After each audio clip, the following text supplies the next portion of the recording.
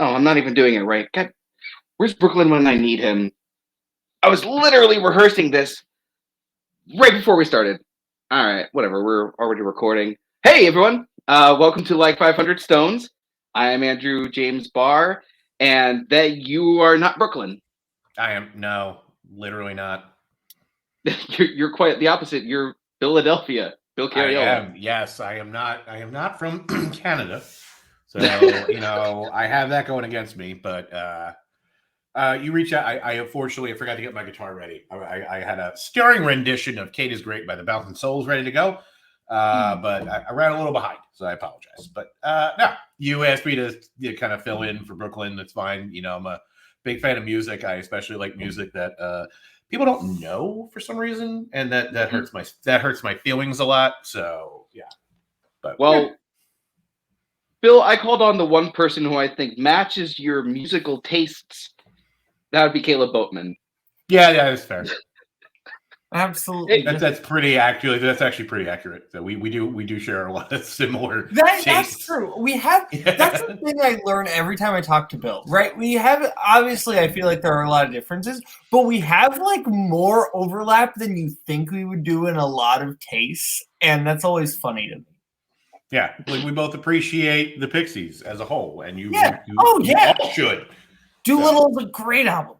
It's a no skip album. I have very few of those. That is a no skip album. Yeah. Funny enough, though, my favorite Pixie song not on that album. That's fair. "Dig for Fire." I love that song. It's just perfect. So that's fair. And I've never heard of that one. So, Boatman, the last time we had you on, it was our first episode, and it was not how we do things now. No, it is not. But are you excited to be back on and talk about this section? Yeah, I'm excited to have actually had the chance to listen to most of these songs beforehand. Even though, of course, now I knew like all but like 4 of the songs beforehand. So good. That just means we're getting to the most popular stuff. But with that being said, let's get started. We actually ended off the last episode with "I Will Survive" by Gloria Gaynor. But any thoughts on this before we head off?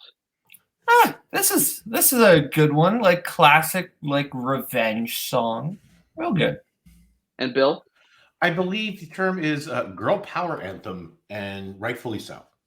Absolutely. And then Cake ruined it. Yes! Thank you! I have been on this island in my area for years saying that the Cake version is trash. I will set up a to-go hut on that island with you and start handing out just humble pie because that band can suck my balls. I'm about to sound very stupid. The Distance people. Correct. Cake. No, you are very correct. Covered. "I Will Survive," and white men should not touch that song. Especially not like I like Cake. I like The Distance. Yeah, I mean, I'm not saying they're bad, but like that sounds like an awful idea. That just sounds. I think the phrase "tone deaf" applies. Tone deaf. Yeah. I agree with you. So many people I know personally do not, which is the sad thing. But we're actually going to get into you. They're wrong. And lucky for us, we're actually going to start not with Cake, but with the Jimi Hendrix Experience, "Purple Haze." Bill, this seems like a you song. I mean, it's fucking iconic. Just the opening riff, everything about it. I've heard an unpopular opinion recently I'm starting to agree with. Jimi Hendrix is better than the Beatles. I'm close. I will say this. He was criminally underappreciated in his lifetime. Oh, but during his time, this man could do with just a guitar by himself still blows my mind. Every guitar player today like owes this guy a debt of gratitude. Like just from crazy chord structures to just look what he did to the Star Spangled Banner, for Christ's sake. Like that's impressive. He's literally the only person who can play the guitar with his teeth and actually make it work. Yeah, Sonic Youth tried, and that didn't happen. No, I mean this is like And I was never a big into like the 60s rock, like the classic rock, if you will. Like it kind of missed me a little bit, but Jimi Hendrix is one of those, like, you get it immediately. And fun history side note, opened for the Monkees and got I forgot about that. Yeah, the Monkees were gigantic fans of his, specifically Peter Tork and Michael Nesmith, because they're musicians. So he had them open for him, and he was getting booed off the stage because it's teeny boppers wanting to hear pop songs written by Neil Diamond. They don't want to hear this like hippie explosion. So, and I hope all those people are proud of themselves because I would love to see 1960s Midwestern wine moms who took their daughters to go see Davy Jones, and then suddenly Jimi Hendrix just busts out like a guitar. Stand in the mountain. Damn on the edge of my hand. I would love to see that reaction. Let's go. Especially with a song like this, which is so clearly about drugs. Oh, yes, very 100%. But in terms of songs clearly about drugs, this is one of the best songs clearly about drugs. Like, this is just such a great sound, and just like one of those great, just, I don't even know how to call it other than just a dunk musical moment of "Excuse Me While I Kiss the Sky." Like, just a dunk. There's no other way to describe it. Just absolute dunk. And it's great. Jimmy was one of the most talented people alive. I don't have an opinion on Bill's Beatles take, because at the end of the day, I just think it's apples and oranges at the end of the day, and they're both great. So let's just. I'll admit, this is not my favorite Jimmy song, but have any Jimmy songs been below this one? No, this is the first Jimmy song I believe. Okay, then this is fair. No, this is fair. This is completely fair. Yeah, absolutely. I love this song. I think Boatman put it perfectly when he said it's got one of the greatest dunk moments in music with the "Excuse Me While I Kiss the Sky," and then literally the guitar just brings you right back in. God, that riff is so dirty, but I love it. That is the musical guitar equivalent of just sex. Mm-hmm. Moving on. All right. To more guitar, Joan Jett, "Bad Reputation." I already see Boatman nodding his head, so I'm going to let Boatman start off with this one. Oh, yeah, come on. "Bad Reputation"?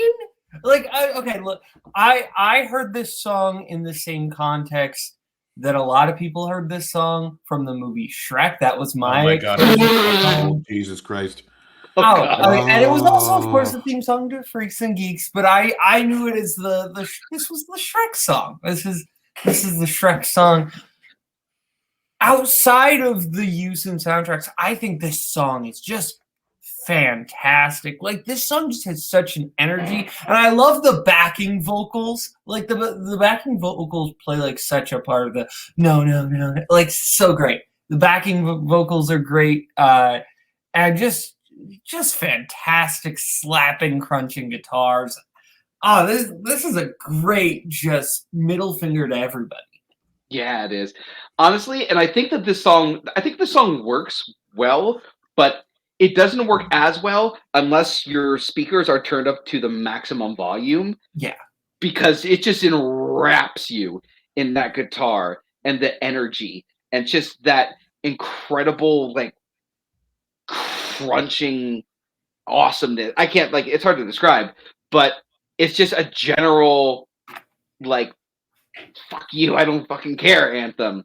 And I know we're going to get demonetized for that, but I don't fucking care because I have a bad reputation of my own. Bill. Blow my ass. That's what I'm doing.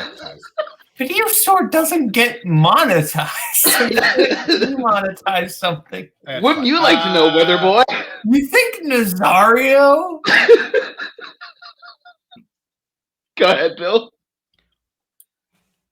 I mean, what is it? I love Joan Jett. I mean, just about me, obviously, like the Runaways and all that. From, like, you know, my musical taste background, this is gonna hit for me. And this is pure four to the floor. Let's go. This is a chant song.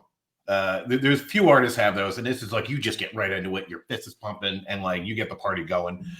Side note, also I'm a little sad no one mentioned Ronda Rousey, as this is her entrance music from UFC and now wrestling, and it's great. It's like as soon as you hear it, everyone gets pumped. It's just so good. It's a absolute just party banger. Like I love this song. I'm going to be completely honest. I did not know that this was the song that she uses. Oh yeah. Man. You think I watched UFC? It was great. WrestleMania 35. Joan Jett performed it live for her entrance. Awesome moment. Oh, I actually kind of have to watch that afterwards. Yeah, it's pretty great. Yeah. That's actually really cool. As we move on to number 248, which is Straight Outta Compton, NWA, I'm going to go and say I really like this song. And I think the thing that makes this song work is not only the lyrics, which are like super detailed and incredibly visually poetic, but it's the delivery. Like these guys are throwing themselves into your face. They're like, this is who we are. Get the fuck out of our way. Like, especially Ice Cube. I think Ice Cube is the one that probably is my favorite of the three. Not to say that Ren and Eazy-E don't do great jobs, because they do. But there's just something about Ice Cube's voice that just really matches this production, and it's that gruff and toughness to it that I think really helps make this song like as great as it is. Bill, what about you? So I grew up when this song hit. And I don't use the term seismic shift a lot when talking about music. This was one of those moments. Because before this, rap was pretty much, it came out of New York. That's basically it. It was mainly like party music. You also did have your like Public Enemies and Boogie Down Productions and things like that. And I can't remember which one it was. I think it was like, it might have been Dr. Dre, when they were talking about like, oh, everyone heard it and we were into it. But what everybody was singing about, like that didn't, like I didn't relate to any of that. And the idea of like, what if we tailor this around like our own experiences, like living through like, South Central Los Angeles, like through all like gang territory. And they perfectly capture this picture of like what that is like, to the point where they have been imitated for years after this. Like everybody owes these guys a debt of gratitude. And it's just the second you hear it, like you're in for something. When you hear that, like this is the strength of street now, and then that beat kicks in. And fun story, me and my friends, because we thought we were tough and cool. We would spray paint or like spray like hairspray on our feet and on our sneakers and light it on fire real quick and like walk down the street like the beginning of the video, because we thought we were like super tough. And then my friend burned his foot, and not severely, but like don't do that. All our shit was flammable in the 90s. It's fine, but no, I mean, what else can you say about this? Like whole ass movie about these guys and about what they started. And yeah, no, I love it. It's just this whole record, but this song especially, I'll ramble on, but yeah, I love NWA and I love this song. So, but you come straight out of Iowa, so go ahead. Yeah, Straight Outta Compton's a hip hop classic for a reason. This is like one of the great like songs of its kind. I think you're right. Ice Cube is like the star of this song. There's a reason he gets to go first. I think he kills it. But I think I do really like Eazy-E's verse. I think his verse is really good. But everyone's can I ask, is this the first time we've seen an NWA song? Or yes, it is. Okay. I'm okay with that, because this is not my favorite from that album. Is it Express Yourself? Yes, it is. Yeah, of course it is. That's a great song. It really is. Yeah, no, this song's dope. Listen to that album. Next up is River by Joni Mitchell at 247. Boat, this seems up your alley. Yeah. I'm gonna be fully honest. You told me that there were songs not on that Spotify list, and I forgot that there were songs not on that Spotify list, so I listened to I thought you said this was the only one not on that list. Yeah, it's the only one not on that list. I just completely forgot I listened to the Spotify list, and now I feel bad. I'm sorry. I don't feel bad. I don't listen to Joni Mitchell. I couldn't tell you a goddamn thing this woman does, so I'm probably ass out on this one. It's fine. So I feel bad. I'm sorry. No, guys, fine. talk. Vamp. So I really like Joni Mitchell a lot. She does have a lot of songs that I do love. Like Both Sides Now is like an all-time classic. And River is, oddly enough, it's kind of a Christmas song. Like it's kind of about Christmas, and it even has like that kind of that opening piano, which I can't remember exactly what song that is, but it's the dun dun dun dun dun dun dun dun dun dun, and it sounds beautiful and lovely. And I know that this is one that everyone loves when they talk about Joni Mitchell. It's not one of my favorites for some reason. Like, I respect it. I think that it deserves a spot on this list, but 247 is a little high in my opinion. But I know this one, and I've definitely heard this before, so I will talk about it for a second. I'm bad with song titles sometimes. I'm with you. Is this the highest Joni Mitchell song so far? I can't remember. I think there was one more. Was it Big Yellow Taxi? Because this is not better than Big Yellow Taxi. It was not Big Yellow Taxi. I love Big Yellow Taxi. That's like Big Yellow Taxi is fantastic. Yeah. Sure. Brooklyn did message me. He wanted to say that this was one of his favorite songs. He started talking about like the chord structure, and I can't. It's like reading Latin to me. But he does say that he really does love this song a lot, and he really wanted to talk about it if he were here. But he's not here. So we're going to move on to number 246. So if I can get the thing. There we go. Ooh La La by The Faces. This song is just... There is such a warmth to this song that you don't really hear in a lot of other songs, and that a lot of other songs try to capture, but they just can't. Especially that opening line.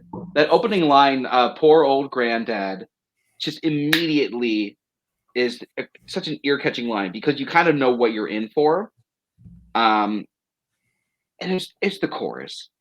It's the chorus that sells this song. That I wish that I knew what I know now when I was younger. That I think so many people can resonate to.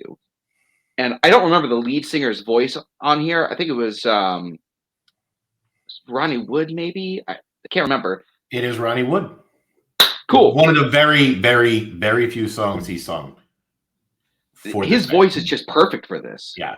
It really is. Yeah. So funny enough, because normally it was like Ronnie Lane or Rod Stewart, one of those guys would do the singing usually. And when they recorded this, they had 3 different versions of this.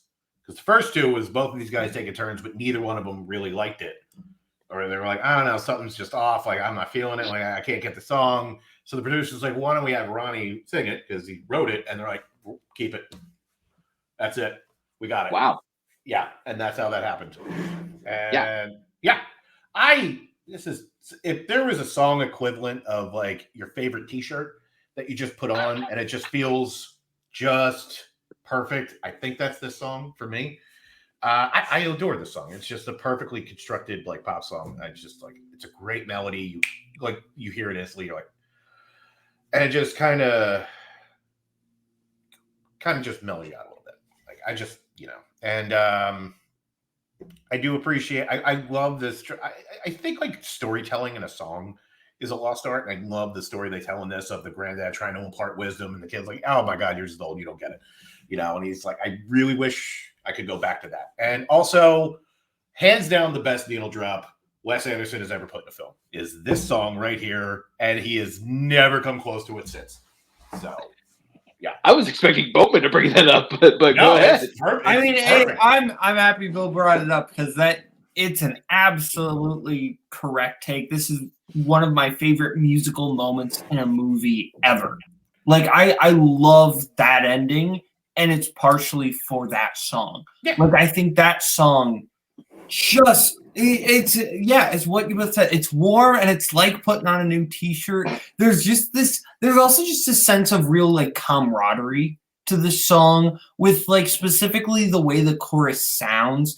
Just it feels like you're singing it at like a bar or wherever with just a bunch of people around you. Like that's what it feels like. It's just a really nice sounding song and I love it. Yeah, absolutely. I couldn't put it better myself, you guys. So glad I asked you two on.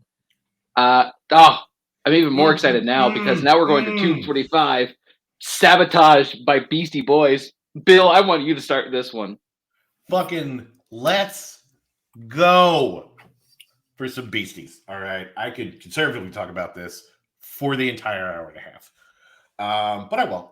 So it's a constant struggle for me of like, this may be just my favorite band, period. I love everything these guys have done front to back. Even License to Ill has its place in my heart for me. Even though they kind of outgrew it, but they just and it was nice with like this one and Check Your Head where these guys were like fantastic. I think like Paul's Boutique put them in another plane of existence that no one's coming close to.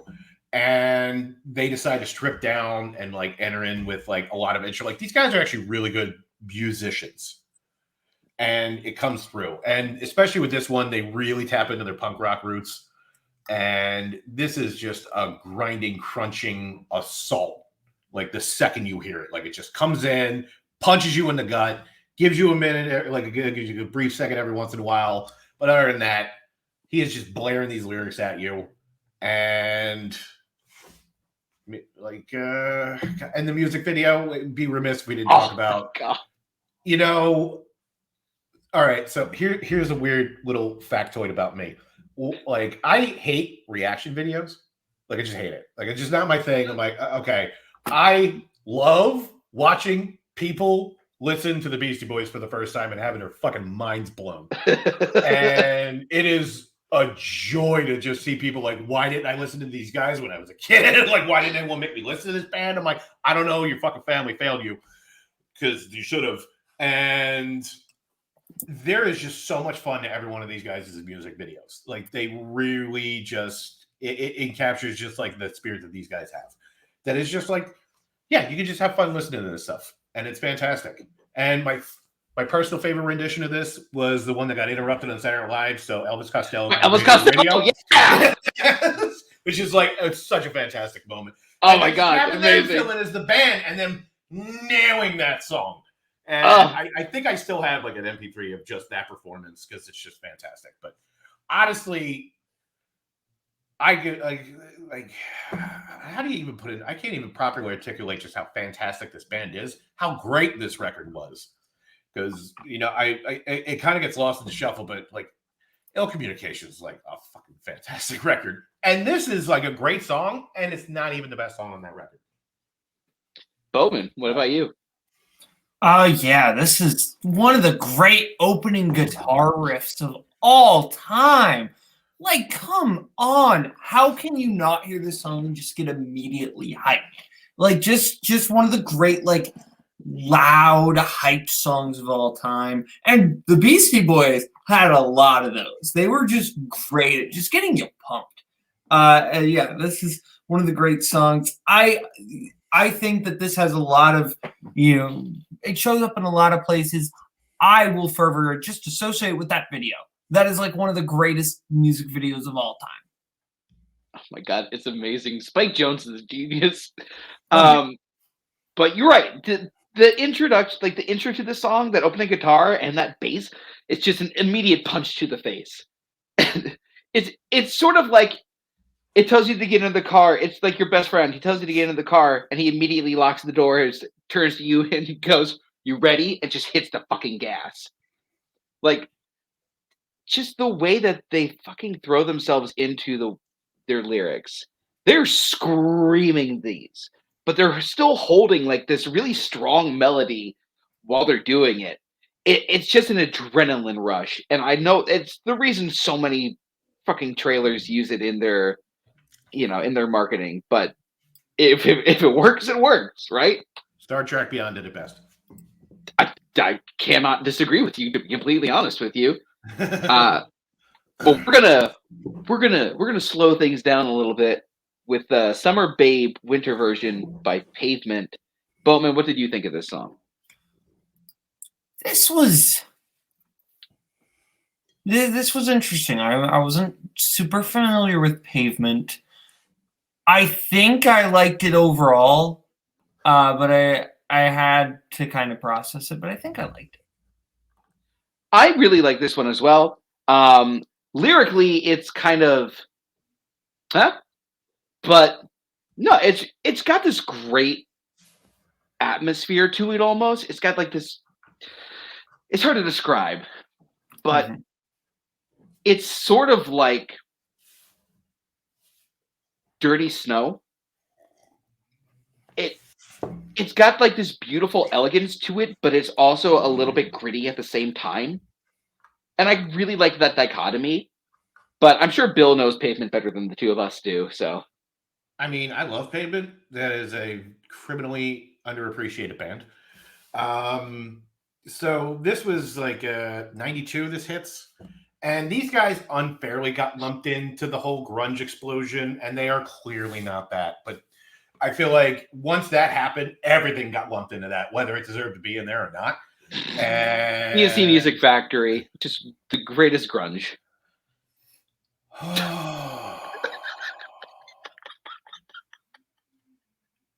Put in that. We're gonna yell at each other later for that one. No, but honestly, this is such a good. This is a perfect. This is one of the better introductions. Like, if you're gonna get into Pavement, this is one you want to check out. Like, this song, it's just like, it's pure, just weird indie rock, but at the same time, like very poppy bubblegumish. But I think what always ties it together for me is like Stephen Malkmus, I believe that's how you say his name. His just always unaffected vocal delivery. That is his draw. That is his delivery. It is like a grunge Jonathan Richman. I think it's just the best way I can kind of put that. Of just it's always kind of this. Honestly though, like I would hope there's other, because Jesus, Yowie, or is it Wowie Zowie or Yowie Wowie? That album from '95 is just their best, and it's got some of their best songs. Because I know that's one was like Cut Your Hair, and that's the one that kind of became sort of a minor alt rock hit. But Rattled by the Rush is such a great song too, and this is like Pavement's your favorite band's favorite band. They're one of those bands where I can totally see that. That's exactly how that works. Like, people just like appreciate them. That, like, if you're a musician, you love this band. And if you try to get people that like music but don't really like, they're gonna like, I don't get it. So there's a craftsmanship that these guys have, and it just works, and I love it. I mean, it's number 244, so obviously a lot of people love this song. Yeah, I was real surprised. So yeah, but it's also just below Eleanor Rigby by the Beatles, which come on, this piece of shit. Just kidding. Just totally kidding. So. I was about to grab my copy of Revolver and shoot me. Absolutely, yeah, exactly. And I wasn't even talking about the album. I'm talking about my actual Revolver. But this song is so mint. Just, it's also, oddly enough, the only song the Beatles ever recorded where none of the Beatles play any instruments. And whoever they got to play these strings, incredible, because they sound so tight. Like, the way that they bounce off of these instruments, bounce off of each other, it's incredible, and it creates this incredible sonic dynamic, like this kind of like sonic. It's almost like a sonic echo chamber, in a sense, if that makes any sense at all, which it probably doesn't. But I'm just kind of rambling because I love this song so much. But it's also just lyrically one of my favorite songs by them. Just like the whole. I can't even speak. You know what? I'm just going to pass it off to Boatman. Yeah, this is one of the Beatles' greatest songs of all time. And there are just so many great little like lyrical hints to what's going on, like Father Mackenzie, writing a sermon that no one will read or no one will hear. That's great.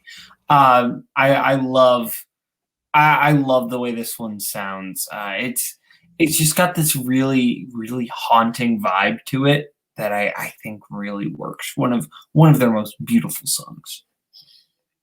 And Bill. So the Beatles for me, I'm kind of weird because I was a fan of like the earlier Beatles stuff, like the pure pop kind of stuff, and that is just my musical taste. I appreciate the more experimental stuff they did later on, but as far as that goes, this is some incredible songwriting, like to really capture the feeling of just alone and isolation, and then juxtaposing that with like a single instrument. And that's it, and nothing else. And it's somehow upbeat yet maudlin at the same time. And that is craftsmanship unlike you rarely get to see. Yeah. Yeah. What I was trying to say earlier is the sense of ennui that this song creates with its instrumentation. I think, thank you for helping me get to there, Bill. No problem. In a kind of opposite direction, we have Great Balls of Fire by Jerry Lee Lewis.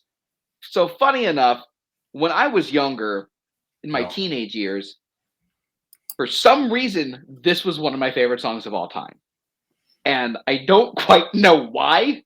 Listening to it today, it's good. I mean, this is one of those songs I feel like is much better performed live, where you're feeding off the energy of the crowd. Yeah. But it's something about just like that tempo just seems wrong, not live. It seems stiff. It's weird when Jerry Lee Lewis is going off the rails playing the piano.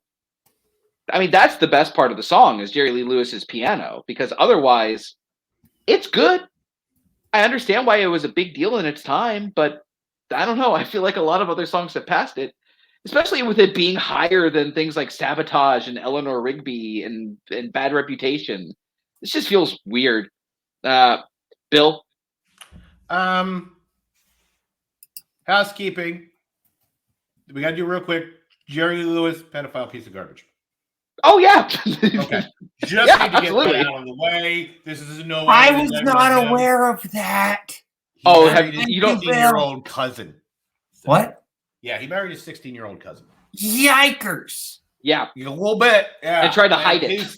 And his career didn't recover. But is that part in the Dennis Quaid movie? Oh, absolutely it is. That's why they had to marry fucking Winona Ryder, because they still had to get a 20-something-year-old because it's still gross. Anyway. If you watch Walk the Line, you can blame him for Johnny Cash getting on a drug bender. So it's his fault. All of it, and he was racist, but everybody was. It was America. Pushing all of the awkward stuff aside, yeah, I get what you're saying, but this is definitely a rockin' song, and it's rare, almost never, where the piano is the centerpiece of a song like this, where it's in the forefront, and it is just wailing away. Because you think of like bands led by piano players, you think of like Ben Folds or like, stuff like that, where you're like, okay. Right. Like, but no, I mean, like, this is just a dance song, especially live. But yeah, no, there is an energy to this song, and it is also very subtle with the metaphor, sure, but not subtle. It's about as subtle as a Michael Bay film. So.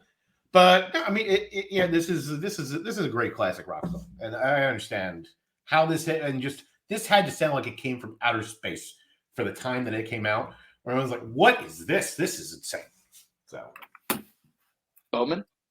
Yeah, no, this song's great, and a lot of this type of like early rock and roll of like this era, it's very guitar centric. Which, like, because the guitar was like the giant instrument of the time. I think the piano playing on this is absolutely what makes the song. Like, without it, the song does not sound as good whatsoever. You do this exact same song without the piano. Does not work.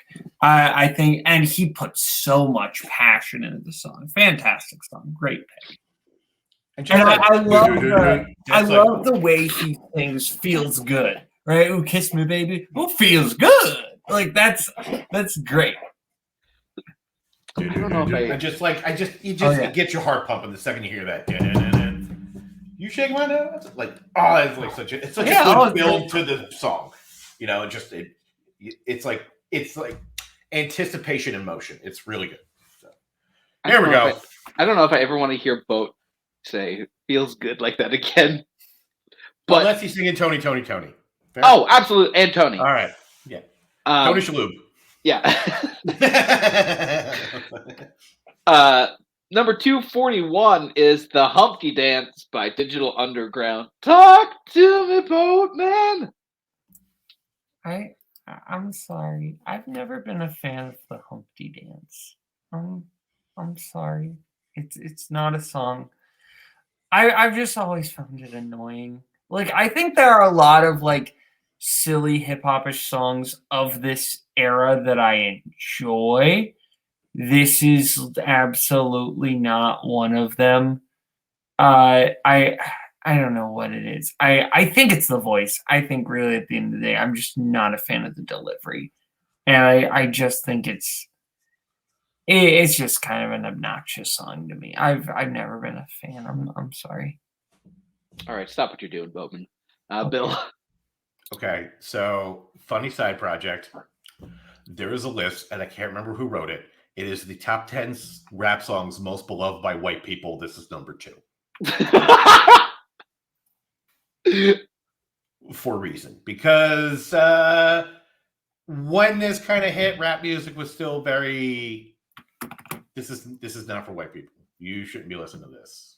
Leave that alone. But this was more accessible because it's a joke song, and it is. And it's such a good funk beat, though. And I think that's what makes it work. Is it's goofy, but goddamn, you just hear that beat, you get right there. And I'm a sucker for a good funk sample in a song. Especially like in hip hop, like I love that. And this is arguably Digital Underground's second greatest contribution to pop culture. So, Tupac Shakur is the first thing that they give. Right. So go watch Nothing But Trouble and be horrified. And to Boatman's credit, though, like he's right. This isn't even the best song that's on this album. It's Do What You Like. That's a fucking great song. That was like their first thing, and I don't know why it didn't become a huge gigantic hit. Because it is great. And then you get to hear, I think it's like Shock G, I want to say, is the guy who did. Yep. And you get to hear him and then Humpty, and they're both like, he's trading off between the two. And it's interesting to hear the two different styles. So, but I mean, they peaked with this and they never quite hit this again. But no, I mean, this is a party song. This was exactly what it needed to be. It's funny. It's like you don't have to think about it, but you can dance to it. And it's a good time.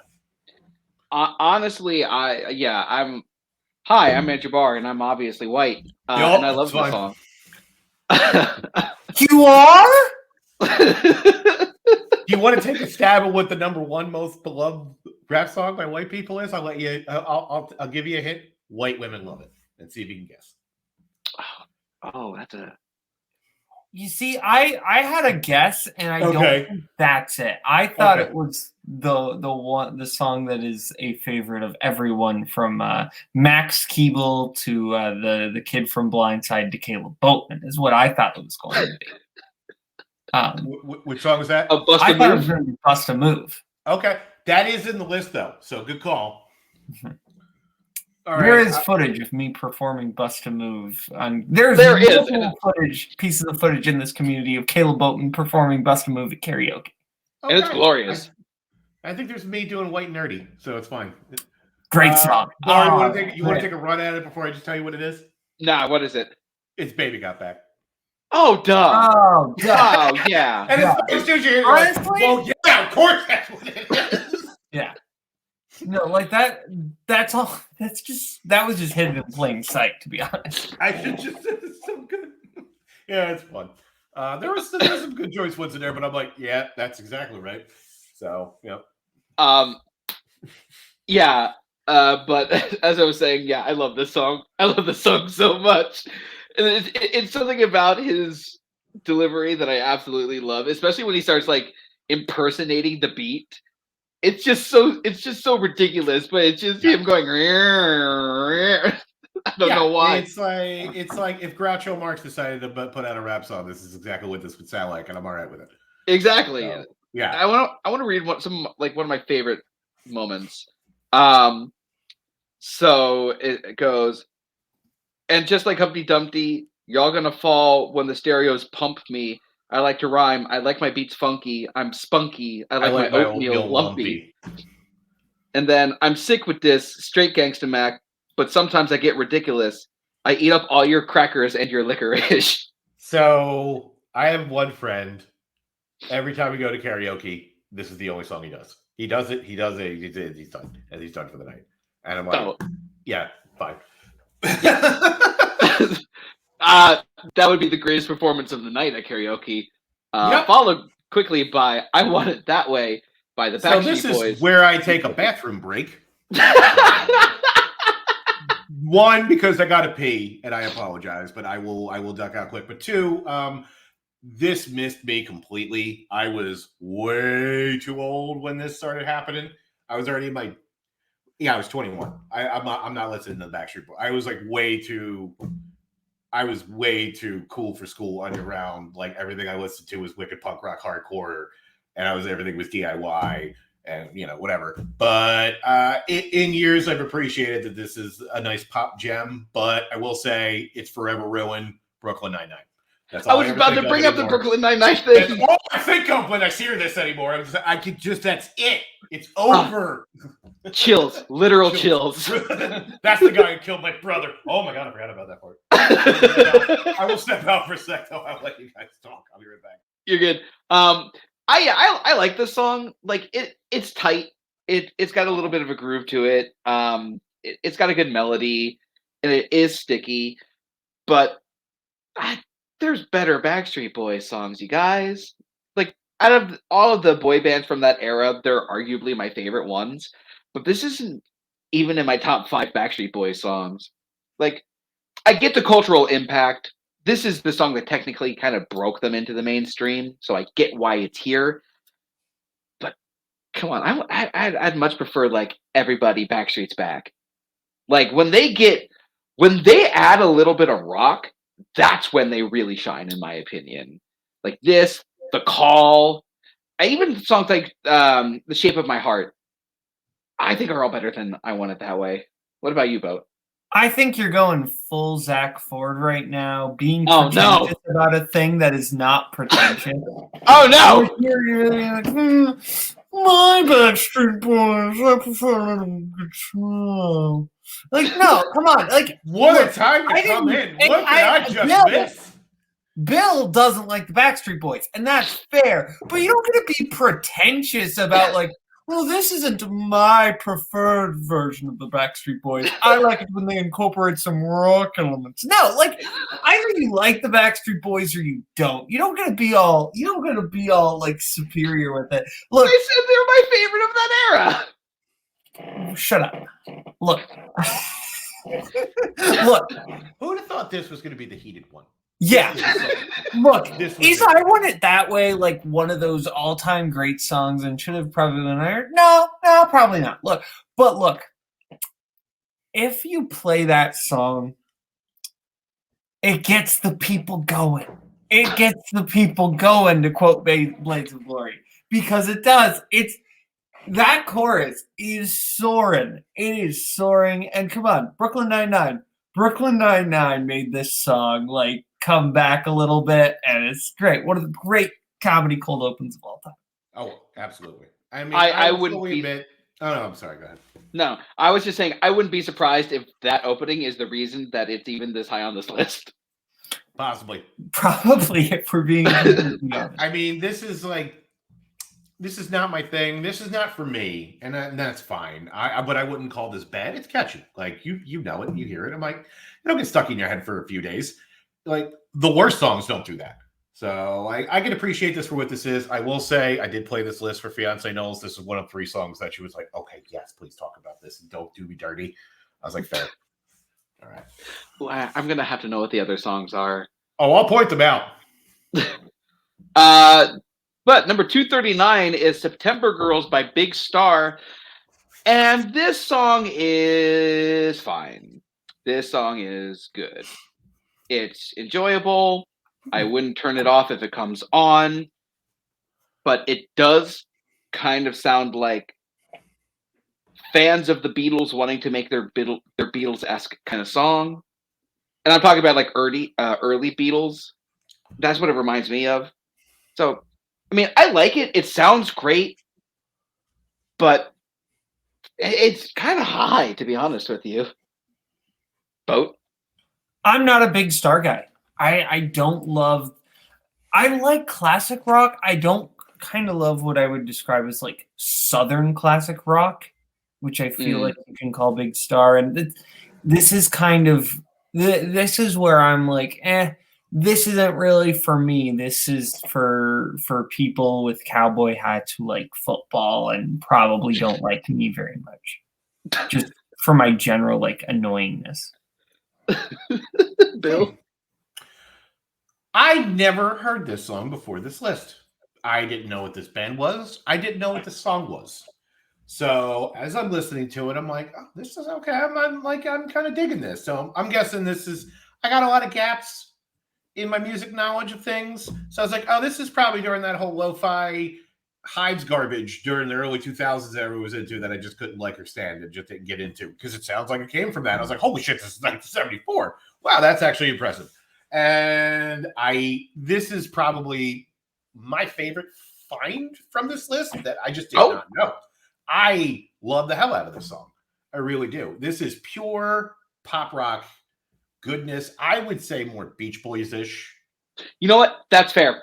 Yeah. I agree with you now that you say that. Which is funny, but because I immediately went into research mode and started reading about this, I'm like, what the fuck even is this? I haven't ever heard. I didn't really like much else from these guys, just to be clear. But this is a gem and it deserves placement on this list. I don't know about this high, but no, this is just catchy and it's a nice this is you're driving down the shore, you're on the highway, throw it on. It's perfect like drive to get you in a good mood kind of song.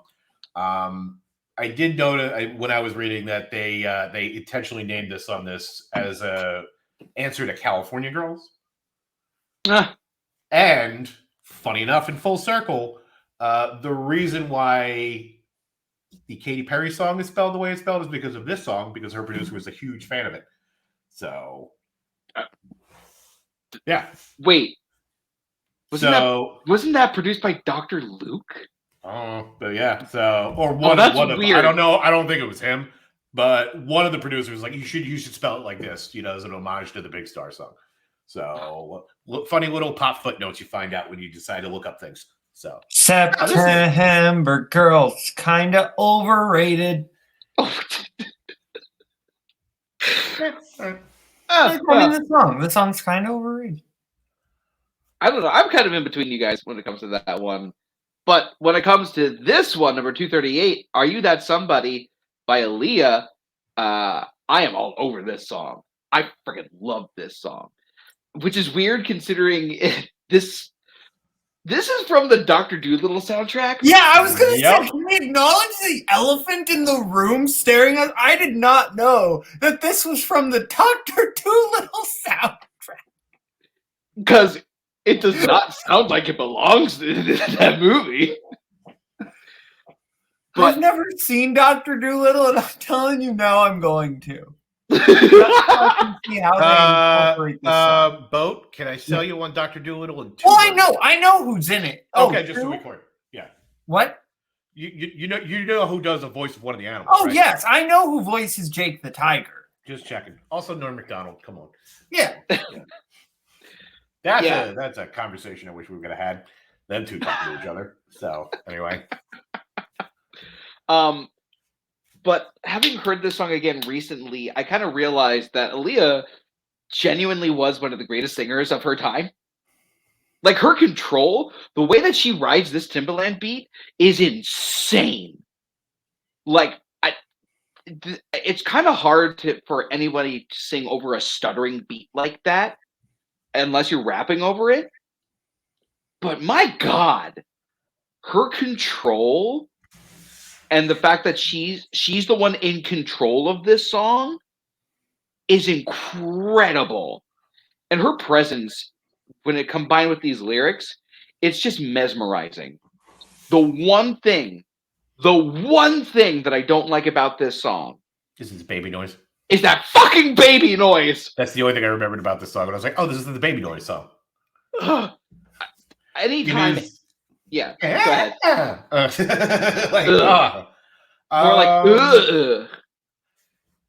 It was funny. Like, I wasn't really on the pulse of like R&B at this era.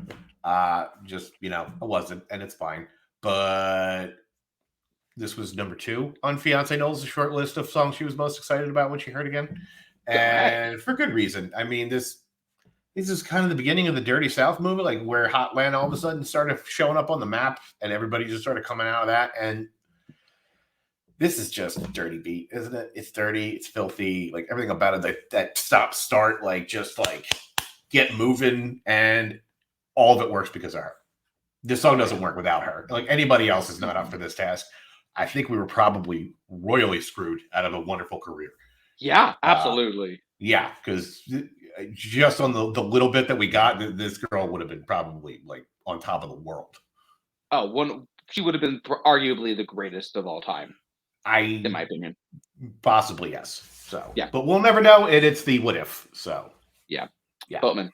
This is a song I would say I appreciate more than I actually like. I'd never heard it before this show.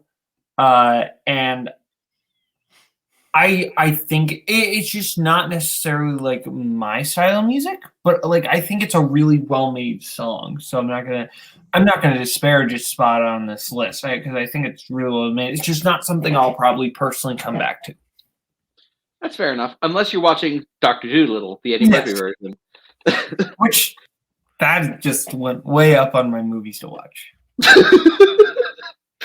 Number 237. I think my next movie to watch is Titan, so we'll see. I need something lighthearted after the week I've had. So, well, that is lighthearted for you. Now that speaking of lighthearted, speaking of Titan, Hank Williams. Your cheating heart. Bill, start my us off. car cheated on me with Herbie. Did you say herpes? Herpes. Herpes is a lot funnier. The love Herpes, bug. fully loaded. I never saw it. Anyway, Fully loaded with something. But Bill. Okay. I love Hank Williams. I know that's probably going to surprise a lot of people. I will never. Who are you and what have you done to Bill Tiberius Cariola? One day I'll tell you what my actual middle name is. Anyway. Until then, I'm going to assume it's Tiberius. Yep, no one's named Tiberius. It's not even a word. It's acceptable in Scrabble. It counts. All right, fair enough. So, yeah, I do love Hank Williams. There was like a torment to this guy that came through in everything that he did. And I'm not normally a lyric guy, and they're fine. I can appreciate it, but like this guy really knew how to just paint a sad picture every time. This is no exception. I think trying to think if I had to pick my favorite. I'm So Lonesome I Could Cry is probably his best song. Yup. That is just the saddest thing I've ever heard. Or we can get it. That could be Cold Heart. I mean, there's way too many to get into. One of the greatest confounding things in history is how this wonderful artist gave birth to Hank Williams Jr. And the wretched garbage that guy shat out his entire career. But like some random thing, it all comes full circle because his grandson, Hank III, fucking rocks. Go figure. True. So we had to go through hell, Hank Williams Jr., to get to heaven, Hank Williams III. But that's just my own opinion on the Williams family. So, and this is another one of we were robbed. Yeah. Oh, yeah. This guy went way too soon because you can't write music like this and not be a little fucked up, which he was. And it happens. Yeah, I'm not really a country music guy. And neither am I, to be clear. That's fair. Yeah. I will say I appreciate this one more than I do most country music. Typically, when I say I'm not a country music guy, I'm talking about the country music of the last 20 years, because that all sucks. It's garbage. Pretty bad. Yeah. That being said, when it comes to like classic, you're gonna defend whoever you want to defend, Bar, but no one cares. If we're talking like classic country, there are some ones I can get into, but I've also been a lot of the guys I like. I've been like, oh, they're not real country or whatever. I don't care. Anyway, this song's good. It's not necessarily my cup of tea, but like at the same time, it's listenable, which for country music is an achievement. You're from Iowa. Yeah, I know. It's miserable. I have to listen to a lot of country music. People like country music here. Look, as long as you have Miranda Lambert, Eric Church, Chris Stapleton, and Casey Musgraves, you'll be fine. But when it comes to Hank Williams, yeah, there's a reason that this guy. Jesus Christ. All right. I think I caught a contact white from that fucking list. Jesus. How dare you? But with Hank Williams, yeah, there's a reason that this guy's a legend. And it's because of his lyricism. It really is.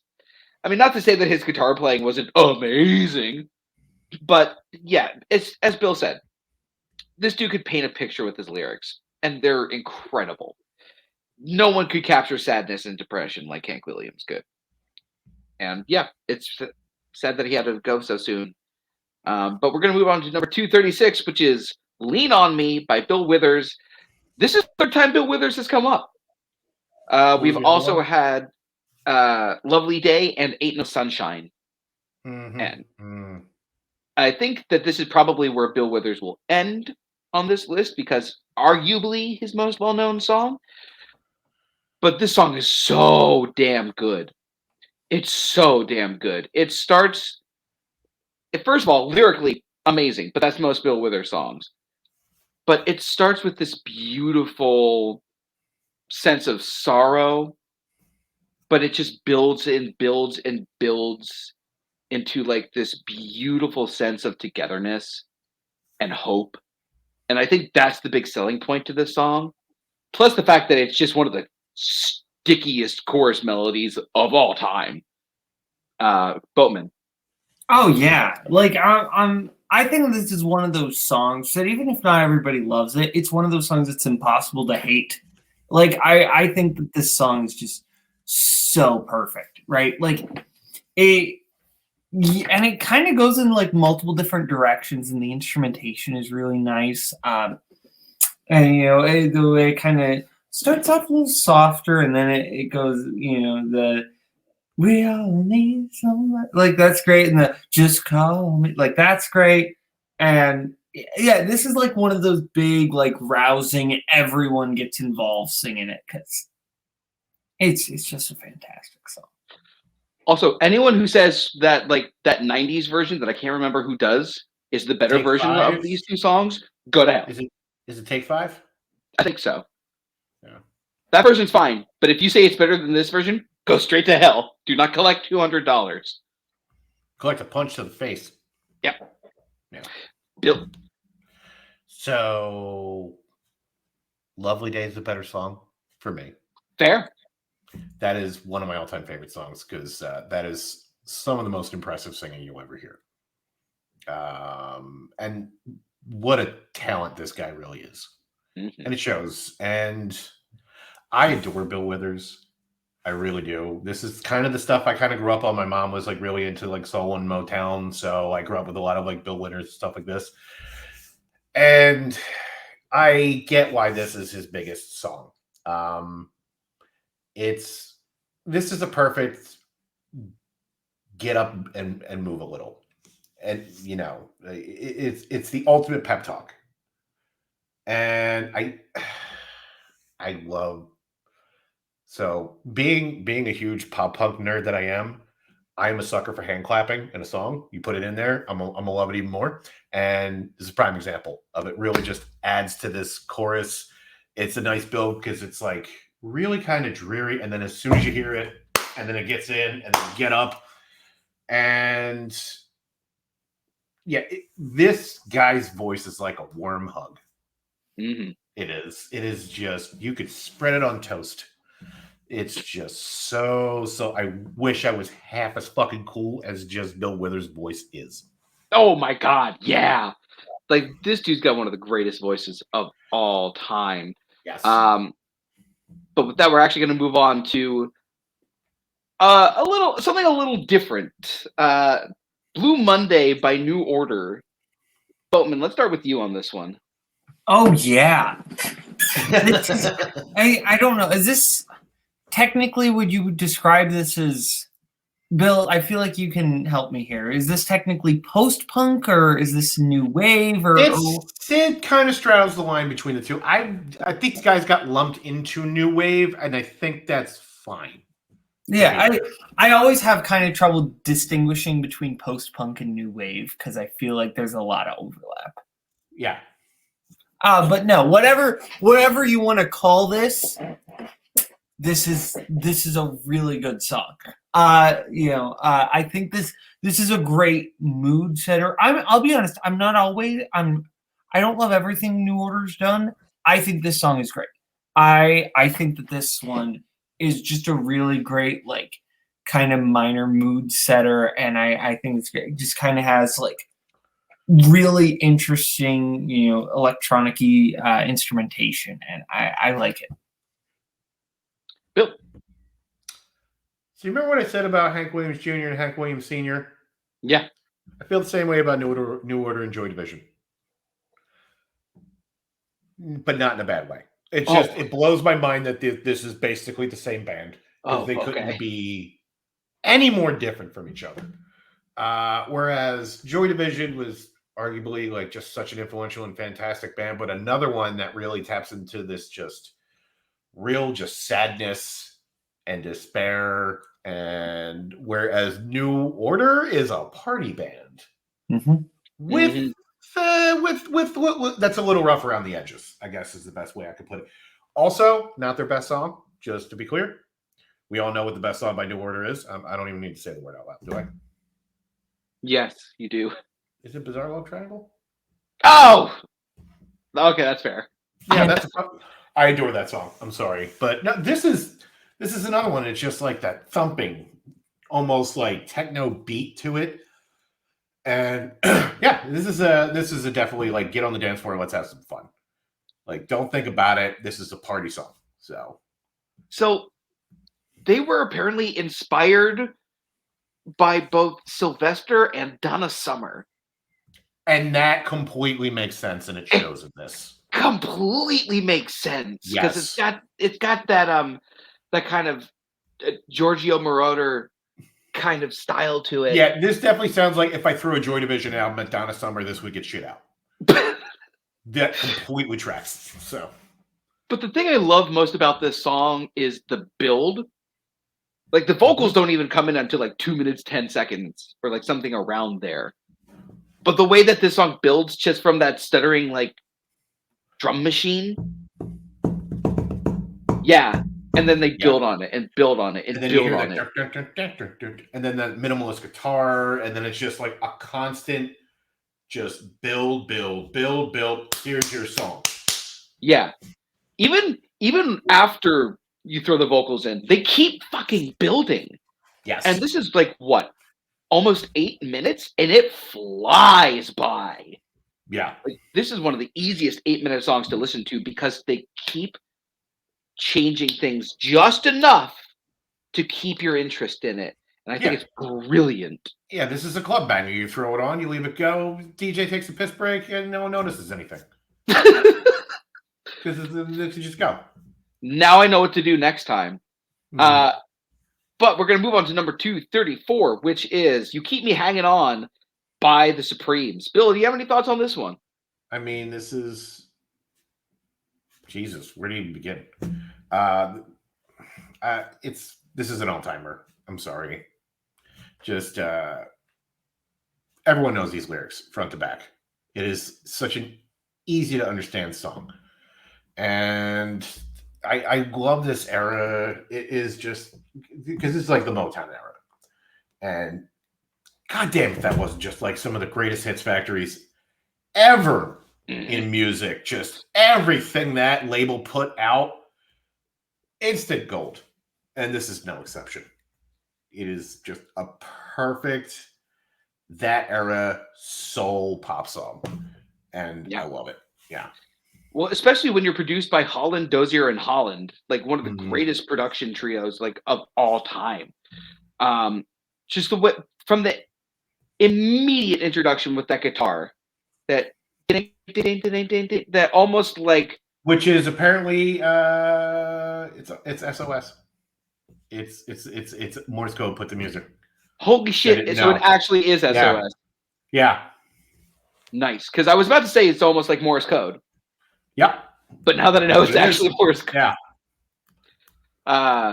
Yeah. But Donna Summer and not Donna Summer.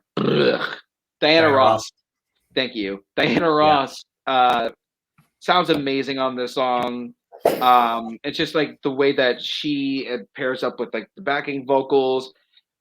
It's just amazing, and it's tight. It's like barely 3 minutes or something like that.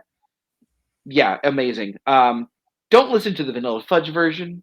That version's okay, but this is the better version. Boatman. Yeah. Oh, I love the Supremes. The Supremes are like one of the great bands of this. I mean, obviously one of the great bands of this era, but one of the great bands of all time. Like, and fantastic song. No, this one's great. Not my personal favorite Supreme song, but I'm not going to begrudge anyone who says that this is their favorite. I think this one is fantastic, and vocals really shine on this one. I think this is only the second one we've seen. I can't remember what the other one was. I think it may have been Stop in the Name of Love. That's fair. You Can't Hurry Love is my personal favorite. Oh, me too. God, is that just perfect? Yeah. Oh, yeah. Oh, that's a 10 out of 10 song. If you ever want to hear an interesting cover of that, the Stray Cats actually do a cover of it. And I gotta hear that. Somehow they don't fuck it up. See, I don't hate the Phil Collins cover. Me neither. Yeah. That's great. But we are going to move on to something a little different. D Light's Groove is in the Heart. Sing it, Boatman. Well, I'm not going to sing it because I don't think anyone wants to hear that. But, oh, man. Do the Q-tip verse, then. Groove is in the Heart is like one of the all-time great, like, one-hit wonders, basically. Like, this D-Light should have had a much bigger career. And this song, like, I think, like, once these kind of genre mashes or era mashes get like further away, like once we get further away from like when they happen, they seem even more fascinating because this is basically, disco represented by 90s dance music.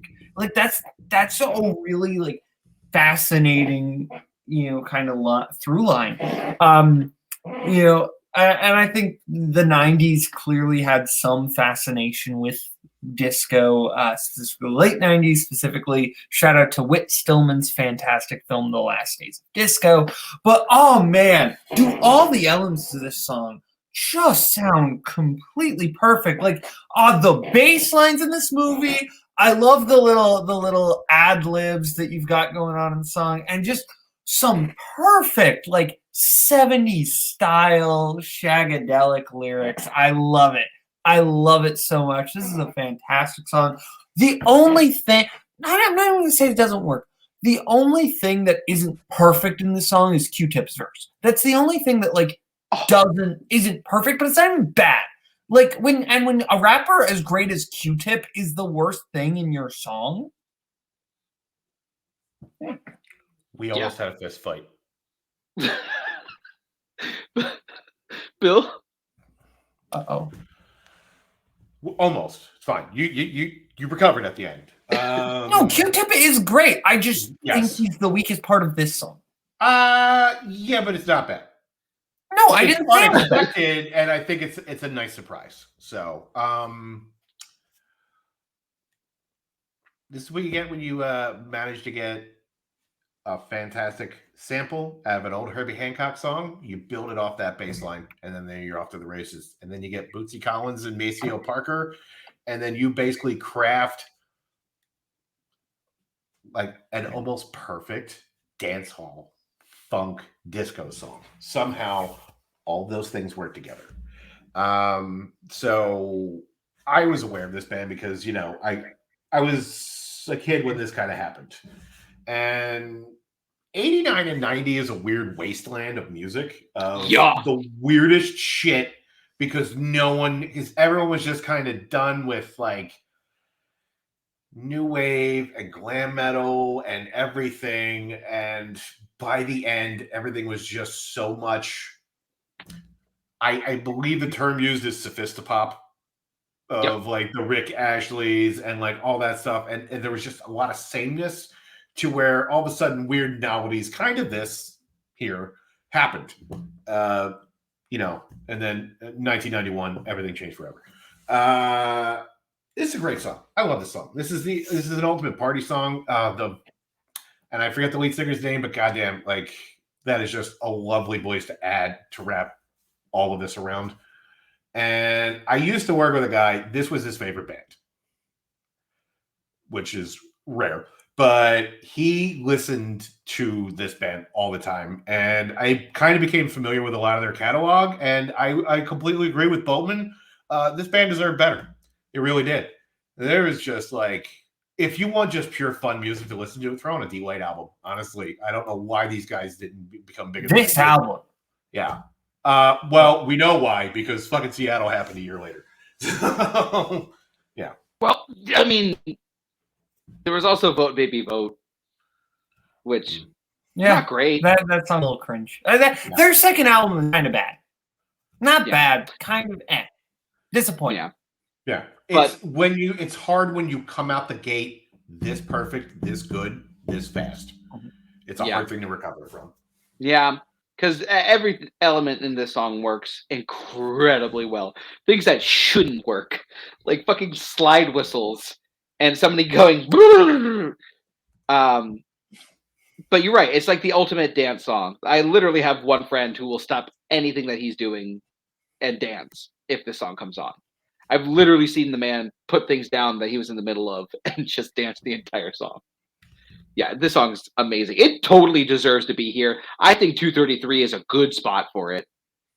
232, however, is My Generation by The Who. And this song was another one of those songs that when I was a teenager was one of my favorite songs of all time. Now looking back on it, it's still a dope-ass track. There's better songs by The Who, but... yeah. Okay. Oh, yeah? Bill, go on. No, I get what you're saying, but impact-wise... Oh, well, yeah. This song. This is like part of the template that will become punk rock is right here.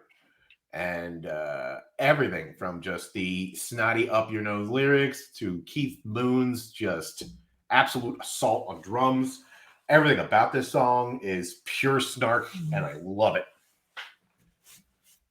I don't need to go into a whole dissertation. This song fucking slaps. Everything about it. No, it's one of those. It's like, this is another Anthem song. It was the perfect song for its time and place, and we're all the better for it. How many people have covered this song? Boatman, tell me why the Hillary Duff version is better. I would have given you Green Don't Day. lump me I in would have with given them. you Green Day. Don't lump me. That's not even my generation. That's the era of Disney Channel a little bit before. I was at the tail end of Lizzie McGuire. That wasn't even a thing. That wasn't even a thing. That wasn't even a thing. We were all about wasn't a Cole thing. and Dylan Sprouse and Phil of the Future. That wasn't even my thing. Don't lump me in with them. Look, my generation is like probably, but if we're not counting the Beatles, this is like my favorite song of the 60s British Invasion. I love this song. I love The Who. I'm a big The Who fan. And I think, what? Sorry, I know so many people who are like, oh, the Who are kind of overrated. No, they're one of my favorite. No, they're not. Who's Next is one of my like top 15 favorite albums of all time. I love Who's Next. My generation is like the perfect, like, screw you to everyone, basically, like, in terms of, hey, stop talking about my generation like that. Jog Like, off. Yeah, no, it's a fantastic song, and I love the kind of contrast between the people try to put us down and then in the background talking about my generation. Like that's great. No, this is a fantastic song. I love it. Yeah. It's a perfect encapsulation of youth against adults. Yeah, absolutely. I hope I die before I get old. It's just like the quintessential "fuck you, mom" line I've ever heard. But moving on to number 231, "I Want to Dance with Somebody Who Loves Me" by Whitney Houston. I'll start this one off by making people mad. I don't love this song as much as everyone else does. Yeah. I will say that there are two things that do make this song work, and that's the lyrics and Whitney Houston, because those are fantastic. Otherwise, having listened to it again recently, the production's kind of bad. The synth tone is kind of bad. The fact that they're just throwing shit against the wall to see what'll stick, kind of bad. So, like, Whitney and the lyrics save this song from kind of being trash, in my opinion. But Boat, I know, completely disagrees, I could tell. Let's go to Bill since Bill's the neutral party. We'll go to me. We don't know where he lands. This was number 3 on Fiancé Knowles' list. How dare you?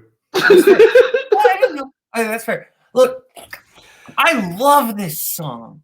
I love this song.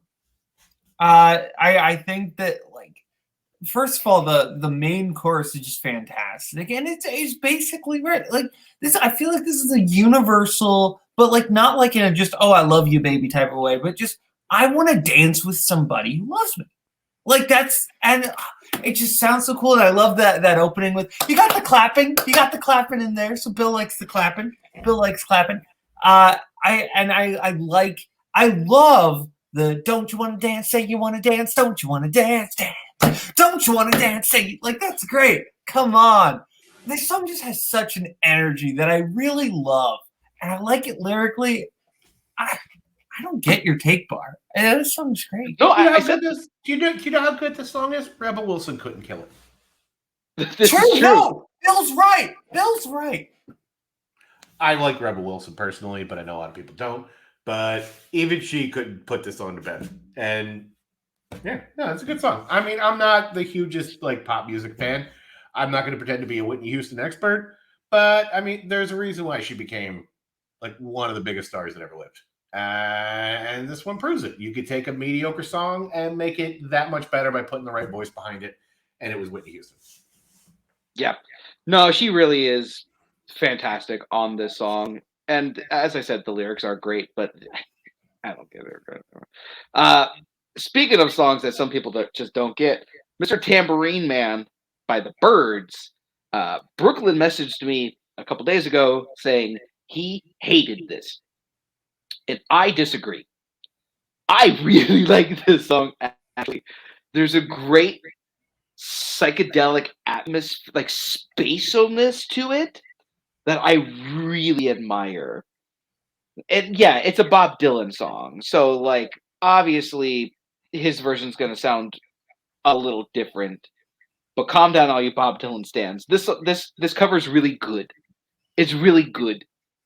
So I don't know what all the hate is about. What about you, Bill? So this is part of that era that never really quite got me. I mean, this is fine. It's a fine song. I enjoy it. I wouldn't put it above Sabotage. Oh, agreed. But that's me.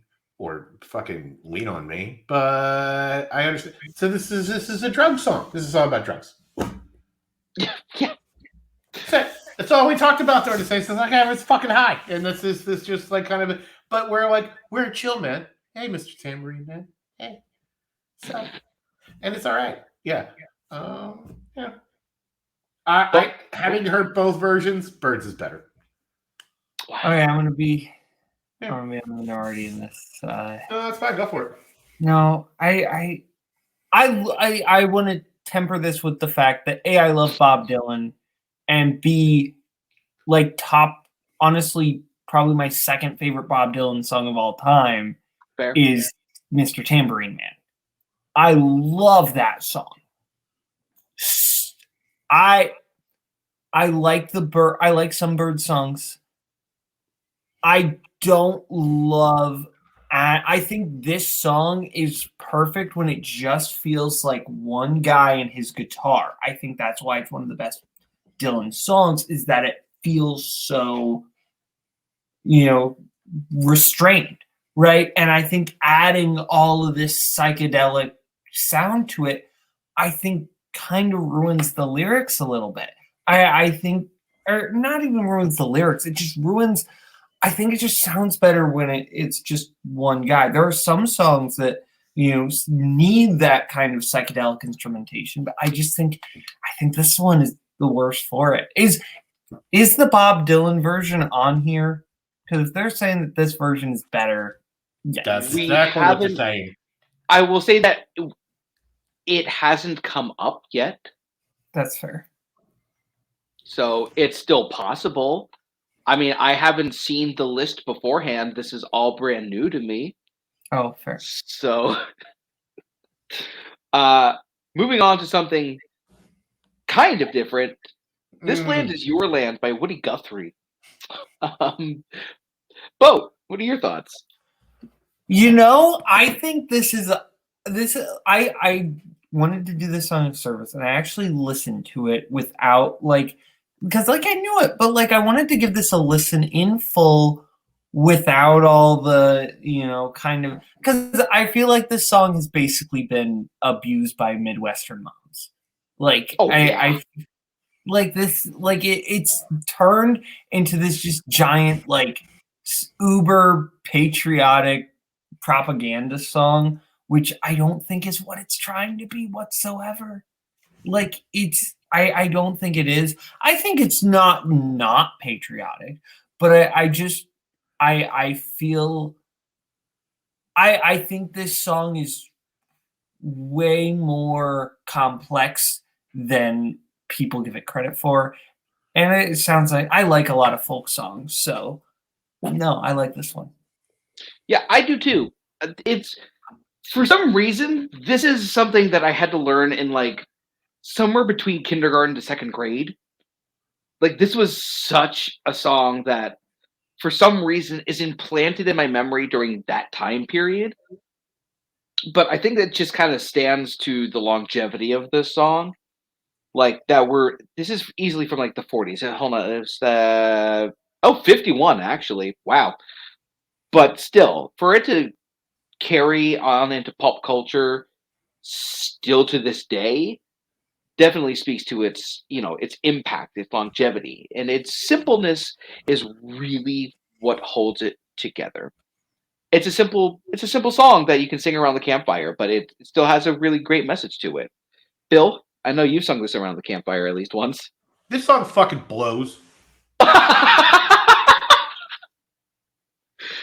I hate this song. When I die and go to hell because I am who I am, this is what's going to play as I walk the corridor. This is the soundtrack for your eternal damnation. I hate this song.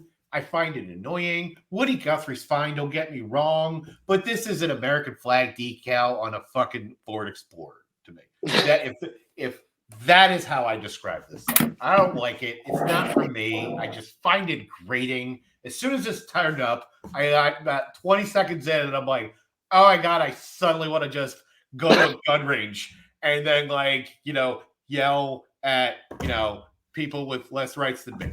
And I wanted to turn it off. It's just like, I don't like it. It's just, I don't. I'm sorry. Wow. Like that forced patriotism just makes me want to vomit. That's not what this song is. I know, but that's all I associated with it now. It's over.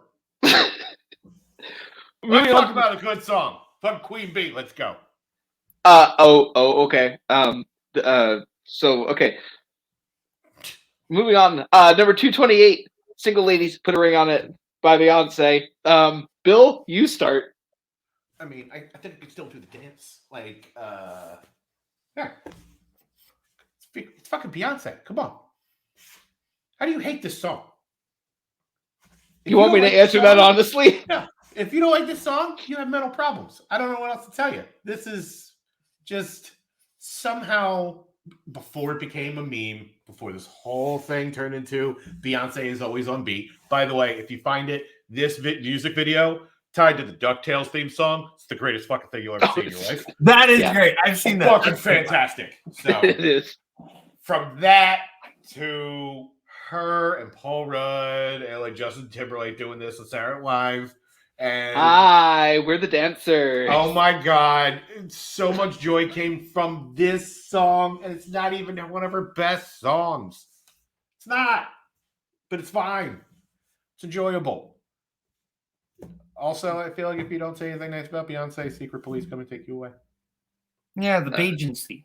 The Bajancy, thank you. Yeah, so, no, I mean, it's fine. I like it. I enjoy it. It's fun. It's inoffensive. It's a good time. Women love it. Here's what I will say. I think Beyonce is not the problem with this song. I think the production kind of sucks. Thank you. I think this song honestly sounds like it was made by a high schooler. I just think the background music, the actual music sucks. I think it sounds terrible. I really think it sounds bad. I think Beyonce's doing her best, but I think she was given a bad song.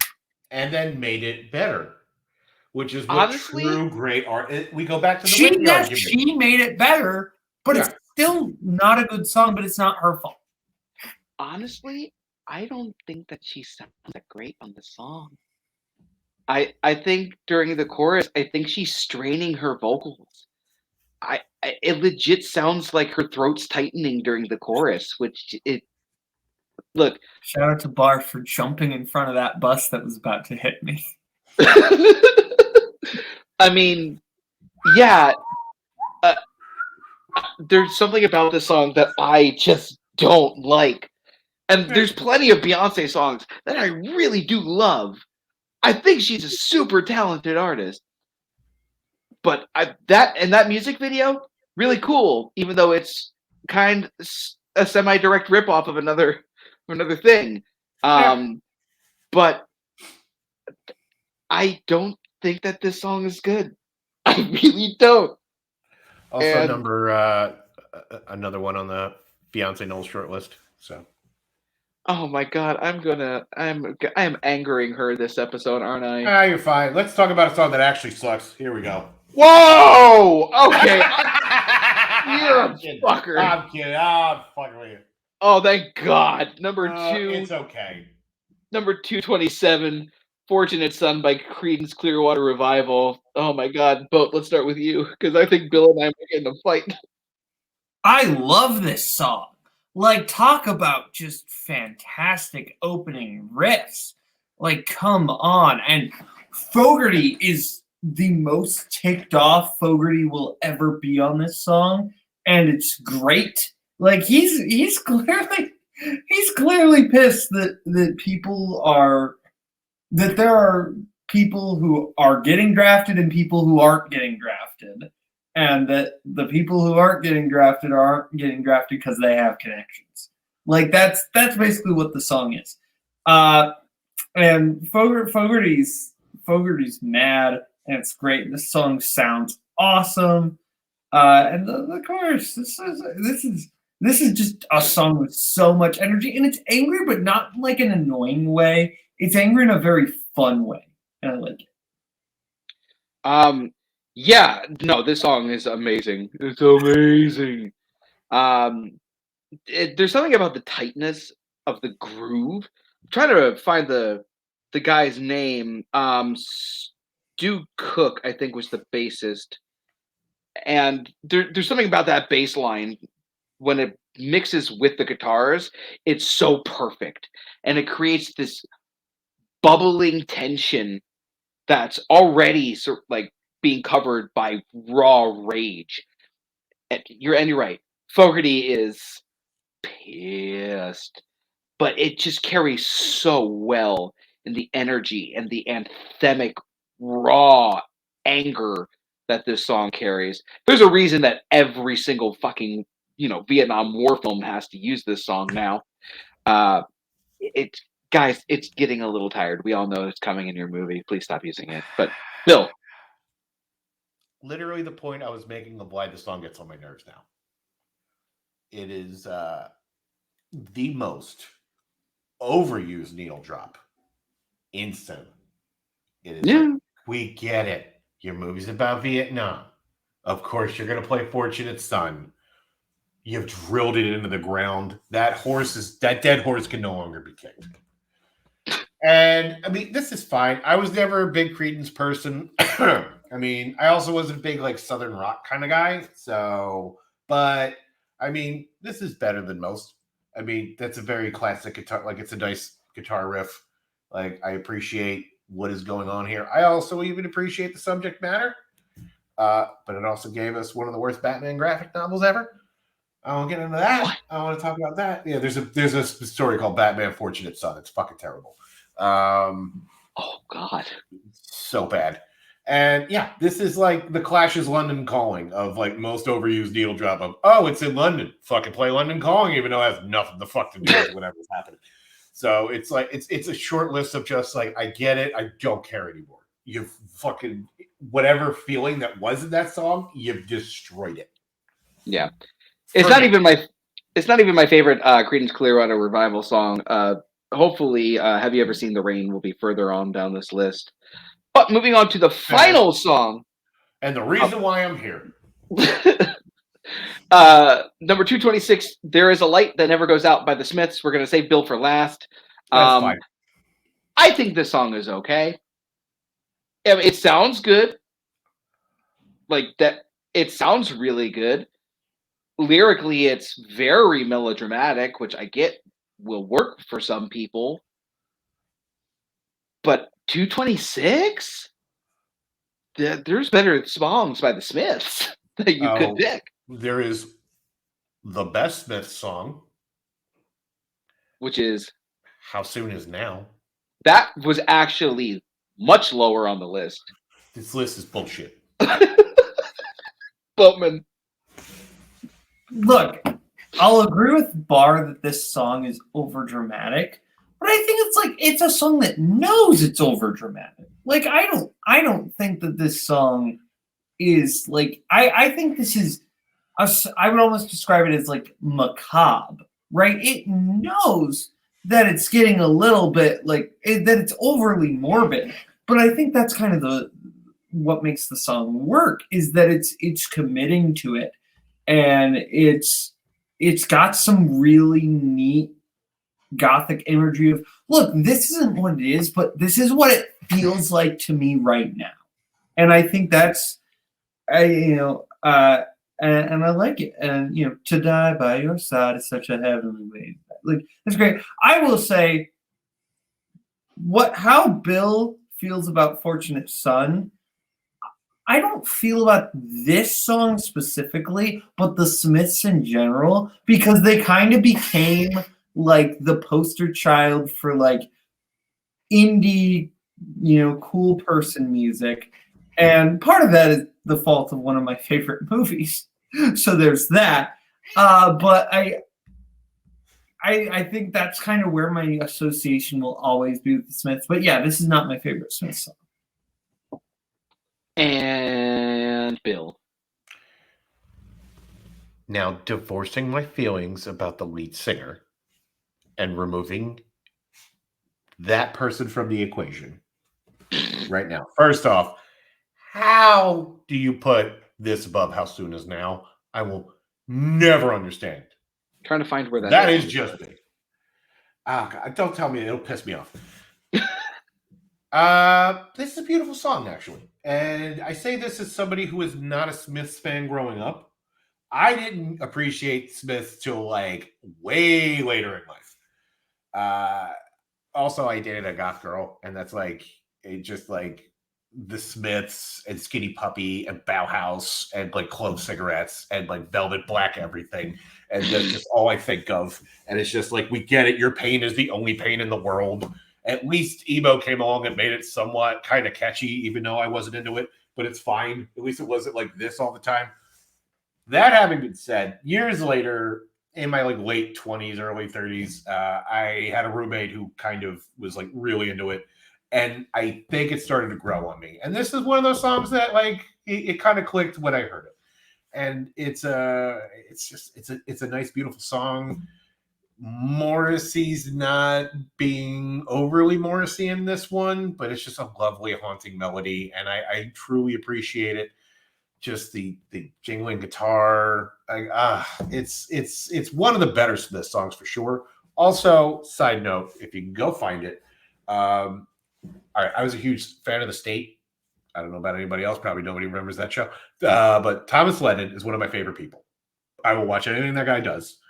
And if you follow his Instagram, he does like Smith's Hanukkah. So every year, like for a while there at Hanukkah, he would just do Hanukkah-themed Smith songs.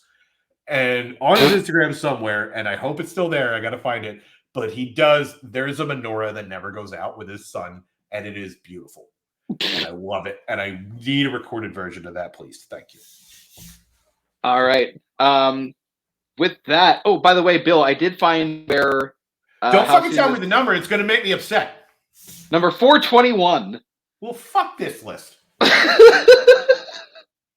But with that being said, we're going to close out the show that we do the way we do every week. Each one of us is going to pick one song that we think should automatically be put into the top 100. And I'm actually going to go first this week. I'm probably actually going to pick Blue Monday by New Order. There's just something about the construction of that song that I think is absolutely fantastic. There's a reason why everyone got pumped for the Wonder Woman 1984 trailer.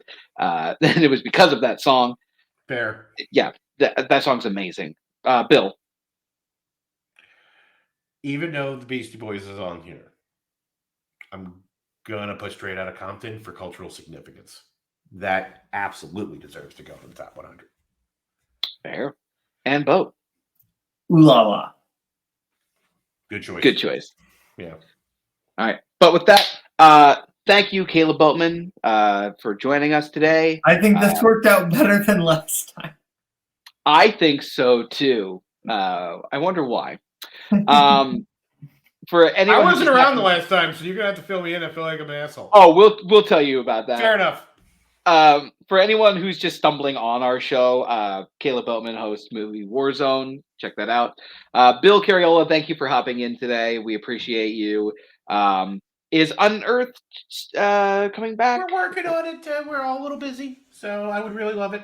So I'm trying. Yeah, check out Unearthed with yeah. Bill Cariola. Yeah. I have an episode with this guy over here. It's Hard Ticket to Hawaii. It's fantastic. Soon enough. Yeah. And you have one released. I swear to God, we're working on it. That's such a good episode. I know. It's like, I love it. It was so much fun. It was like, so I think like yours,